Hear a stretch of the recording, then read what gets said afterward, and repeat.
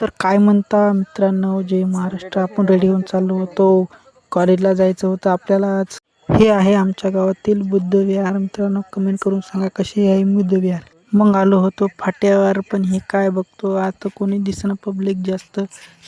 मग बसलो बसमध्ये आणि काढली तिकीट. पण काय, आजोबाला बसायला सीट नसल्यामुळे ते खालीच बसले. पण पुन्हा आलो होतो बँकेत, आपल्याला काहीतरी काम होतं. मग भेटला आपल्याला मित्र आणि म्हणला हे फॉर्म मला भरून दे रे.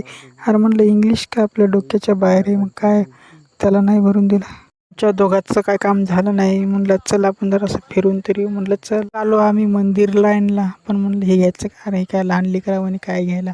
चल म्हणलं थोडं पुढं जाऊ. मग आम्ही आलो थोडं पुढं. त्याला घ्यायची होती घड्याळ. लहान लेकराचे खेळणे भेटतात तुला इथे.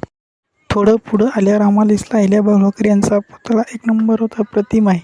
जे मला रे एकदा कमेंटमध्ये करा मित्रांनो. मग सोडल्या इथं आम्ही चपल्या आणि चाललो मंदिरामध्ये जाण्यासाठी. मधात आल्यावर आम्हाला तिकडून जायचं होतं, पण तिकडून शटर लावलेलं होतं, त्याच्यामुळं आम्ही आलो मधामध्ये. पण मंदिर बघा एक नंबर दिसू लागलं वरून. किती मस्त छान दिसायला. या साईडला आहे सासूसिनाची हिर बरं का. या साईडला मिठाईचं एकच दुकान होतं, पण या बारीनं गर्दी लईच कमी. पुढच्या व्हिडिओसाठी मित्रांनो एकदा आपल्या व्हिडिओला लाईक आणि फॉलो करा ना.